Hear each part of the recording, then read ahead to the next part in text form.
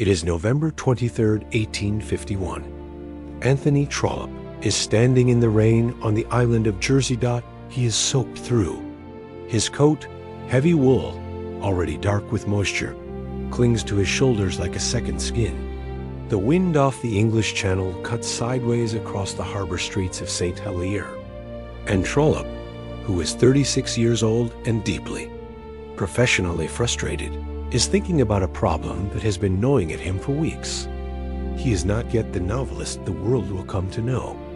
He is a postal surveyor, a civil servant for the General Post Office of Great Britain. His job is unglamorous, administrative, and on days like this one, genuinely miserable. He travels, he counts, he measures routes, audits deliveries, argues with local postmasters who resent being audited. He is, by his own later admission, not particularly beloved in the offices he visits, but he notices things. That is the essential truth about Anthony Trollope that history tends to understate. He notices the gap between how things are and how they ought to be. And on this particular November afternoon, in the rain-lashed streets of a small British island colony in the English Channel, he has noticed something that will outlast every novel he ever writes. People cannot easily post their letters. That sounds simple. It sounds almost absurd. A man standing in the rain having a revelation about mailboxes. But context is everything, and the context of British postal delivery in 1851 is one of exhausting, class-stratified inconvenience. To understand what Trollope saw, you have to understand what the post office had just done, and why it had created a new problem while solving an older one. 11 years earlier, in 1840, a reformer named Rowland Hill had transformed British postal communication with a single idea: the penny post. Before Hill's reform, letters were charged by distance and by the number of sheets of paper used, and the recipient paid on arrival. Sending a letter was expensive enough that ordinary people avoided it. Working families, the kind who could barely spare a penny, simply didn't write to one another across long distances because they couldn't afford to. Hill's penny post changed the arithmetic entirely. 1 penny, prepaid anywhere in Britain. The cost was standardized. The prepaid stamp, the penny black, the world's first adhesive postage stamp, handled the transaction before the letter was ever handed over. Communication became, for the first time, genuinely democratic. The volume of letters sent in Britain increased by roughly 300% in the decade following the penny post's introduction. 300%. The post office was suddenly processing an unimaginable torrent of correspondence. And a new question emerged, urgent and practical. Where does a person actually hand their letter over? In 1851, the answer was, you walk to a receiving house. A shop, usually a stationer, a tobacconist, a tavern, somewhere that had agreed to accept letters on behalf of the post office in exchange for a small payment. You wait in line. You hand your letter across a counter. The shop records it. A collection cart comes by later. This worked in dense city centers. It worked tolerably in large market towns. It worked terribly almost everywhere else on Jersey, and in the other Channel Islands where Trollope was conducting his survey, the problem was acute. The islands were not London. The receiving houses were scattered and inconveniently located, and islanders who wanted to post letters often had to make significant journeys to do so, sometimes only to find the receiving house closed, or the postmaster unavailable, or the queue too long to manage before the collection time passed. Trollope stood in the rain and did the math. Fewer posting opportunities meant fewer letters posted. Fewer letters posted meant less revenue for a postal service that was still, despite Hill's reforms, struggling to fund its own expansion. And less revenue meant slower infrastructure, which meant fewer opportunities, which meant fewer letters. The problem was circular and self-perpetuating. He began to write. The report, Trollope submitted in early 1852 is not a work of great literary style. It is a civil servant's document, precise, analytical, a little dry. But buried inside, it is an idea of such elegant simplicity that it seems, in retrospect, almost inevitable. If people cannot easily get to the post office, bring the post office to them. Install roadside letter boxes, iron cylinders, mounted in public spaces, accessible at any hour, where citizens can deposit their pre-stamped letters without requiring a postmaster, a receiving house, a queue, or a journey. Empty them regularly. Job done. Trollope almost certainly knew he was not inventing this concept for nothing. France had been experimenting with iron letter receptacles. Boats owe letters. Since the 1650s, Belgium had deployed wall-mounted boxes in cities by the 1840s, but he was the first person in Britain to argue for them formally, specifically and with a concrete implementation plan attached to a real geographic survey. The post office agreed, initially with some hesitation. There were concerns about theft, about vandalism, about the weather damaging letters. But the logic was undeniable, and the pilot program cost-effective. In August of 1852, 4 cast-iron pillar boxes were installed on the streets of St. Helier, Jersey. They were hexagonal. They were painted a dark olive green. They were, by later standards, not particularly elegant. But they worked. People found them immediately. There is something in that fact worth pausing over. The boxes weren't advertised extensively. There was no grand unveiling, no ceremony, no ribbon cutting attended by dignitaries. They simply appeared, olive green iron cylinders standing on street corners, with a slot cut into the side and a small enameled notice explaining their purpose. And people walked up to them. People who had letters to post, who had previously faced a journey they sometimes didn't bother making, suddenly had a box on their street corner. They posted their letters. The collection happened. The letters arrived. The pilot was an immediate success. Within a year, pillar boxes appeared in the larger Channel Island of Guernsey. Then, in 1853, they arrived on the British mainland, in the city of Carlisle, in the county of Cheshire, in the market towns of the Northwest. By 1855, London had its first pillar boxes. By 1859, they were appearing in Scotland, in Wales, in the rural counties where receiving houses had always been scarce. The design evolved quickly. Those first hexagonal boxes in Jersey gave way to a cylindrical form, taller, simpler, more stable in high wind, easier to manufacture in bulk. The color remained green for a time, though this would eventually change in ways that now seem obvious, but were not, at the time, obvious at all. Trollope himself watched the rollout with satisfaction. He was simultaneously writing novels. Barchester Towers appeared in 1857, The Warden in 1855, and continuing his postal work, which would eventually take him to Ireland, to Egypt, to the Caribbean. He once said, with characteristic self-deprecation, that he had designed a little iron box and didn't expect history to make much of it. He was wrong about that. He was wrong about that by approximately 115,000 boxes. The Victorian pillar. Box is an engineering object and a social object simultaneously, and you cannot fully understand one dimension without the other.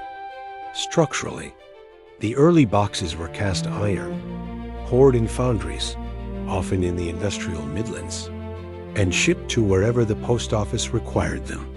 Cast iron is heavy, rust-resistant when properly maintained, and extraordinarily durable. The same material used to build Victorian railway bridges went into the pillar boxes, which is part of why so many of them are still standing. The slot, the aperture through which letters were inserted, was the subject of ongoing engineering debate through the 1850s and 1860s. Too wide, and rain could enter and damage letters. Too narrow and bulkier envelopes couldn't pass through. The angle mattered. The depth of the internal collection chamber mattered. Whether there was a flap to cover the slot, and what material the flap was made from, mattered. The post office's engineers worked through these questions methodically, issuing new design specifications with each generation of box. Each design had a designation: the national standard type, the penfold, the double aperture, and each addressed specific problems identified in the preceding design. This was not glamorous engineering work, but it was sustained. The penfold box, introduced in 1866, deserves particular mention.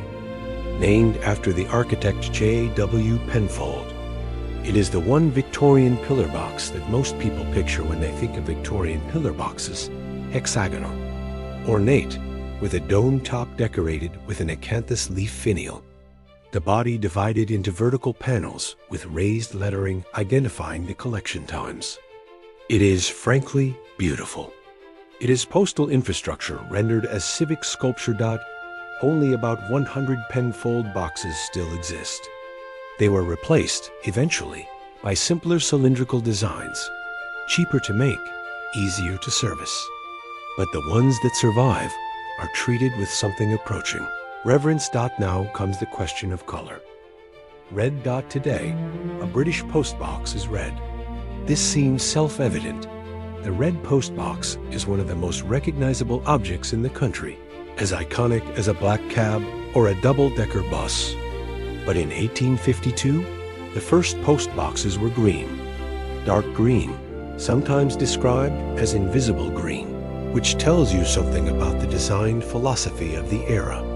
The thinking was sensible. In its way, the boxes shouldn't be garish. They should blend into the streetscape rather than dominating it. Victorian urban aesthetics favored restraint in street furniture, and a bold red cylinder on a street corner would have seemed, to the sensibilities of 1852, vulgarly conspicuous. The problem was that inconspicuous postboxes are boxes people can't find. Complaints began arriving at the post office almost immediately after the mainland rollout. People were walking past the boxes. Travelers were asking locals where the postbox was and being told it was right there, on that corner, and not being able to spot it. The green was too close to the green of garden gates, of painted shop fronts, of the general chromatic noise of Victorian street life. By 1874, the post office had changed the official color to red. Not immediately everywhere. There was a period of transition, and some regions maintained their green boxes longer than others. But red became the standard, and it stuck, and the reasoning was purely functional. Red is visible. Red demands attention. Red says, without ambiguity, here I am. Post your letters. This decision, made by committee, driven by complaints, arrived at through the unglamorous process of bureaucratic problem solving, is why the British postbox became a national icon. The color is part of the iconography, and the iconography exists because someone decided in 1874 to stop being subtle. The reign of Queen Victoria spanned from 1837 to 1901, and over those 64 years, every pillar box manufactured in Britain bore the royal cipher, the monarch's initials intertwined, cast into the iron of the door or panel. V.R. Victoria Regina. These ciphers were not mere decoration. They were legal marks. They indicated that the box was official Royal Mail property, that tampering with it constituted a criminal offense, that the letters inside were under the protection of the Crown. The cipher made the box an extension of the state.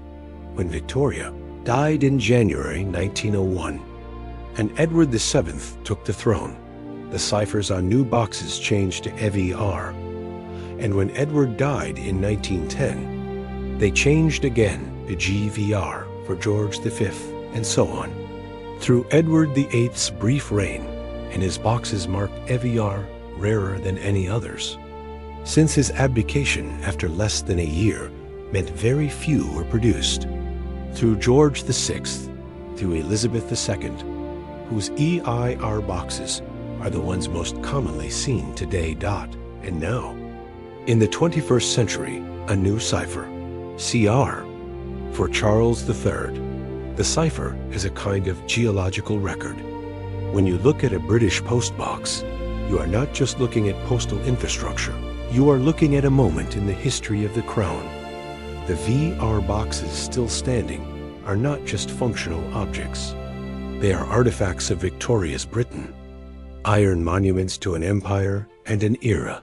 There are fewer than 200 confirmed surviving Victorian-era boxes with the VR cipher. Still in active service in the United Kingdom. Each of them receives letters every day. The social history of the pillar box runs parallel to and often intersects with the broader story of Victorian social change. And it does so in ways that are easy to miss if you're only looking at the infrastructure. Women in Victorian Britain had limited access to many forms of communication. They could not vote. Their correspondence was often monitored by husbands, by fathers, by employers. The receiving house system, which required a personal handover across a counter, meant that every letter posted was potentially visible, noted, remarked upon. Who are you writing to? What business brings you here? The pillar box changed that dynamic quietly and completely.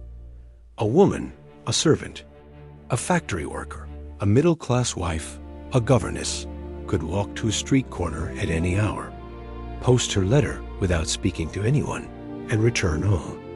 No interaction required. No explanation demanded.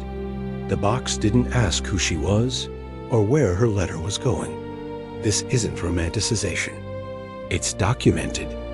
Letters preserved from the Victorian era show an explosion in correspondence between women. Letters to sisters, to friends, to mothers, to suitors, to political allies in the emerging suffrage movement that tracks directly with the expansion of the pillar box network.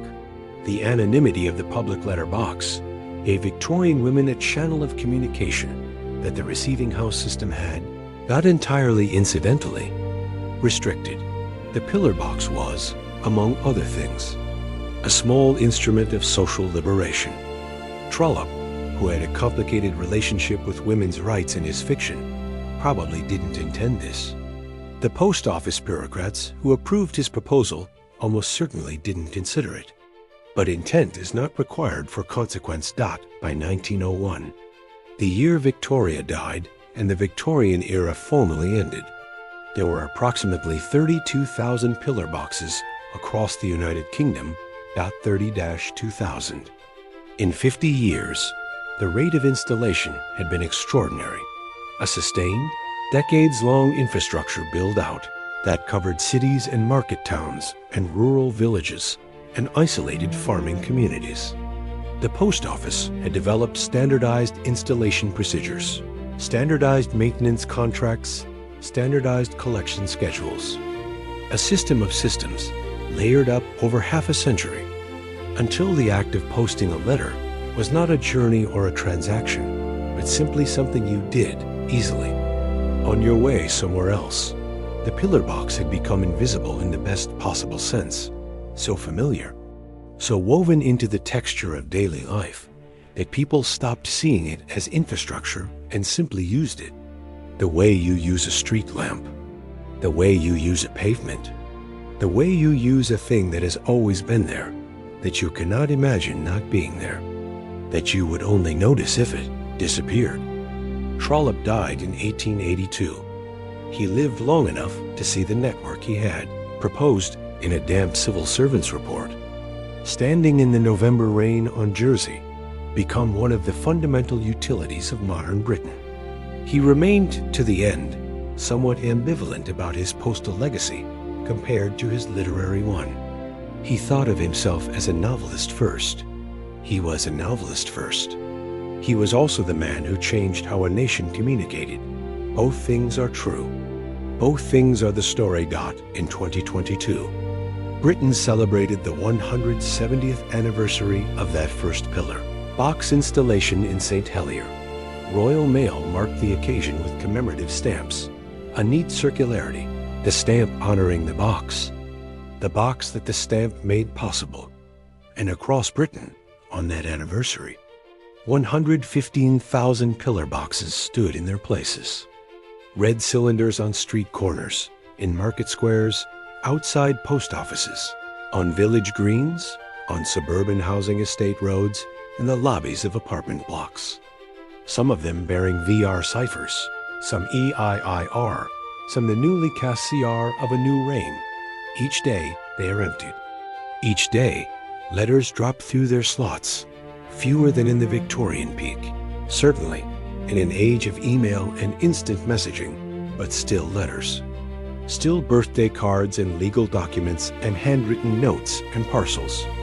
Still the ongoing human need to send something physical through space to someone who matters dot the slot, accepts the envelope. The iron door bears the cipher. The red paint catches the light. And somewhere, probably, Anthony Trollope is mildly exasperated that this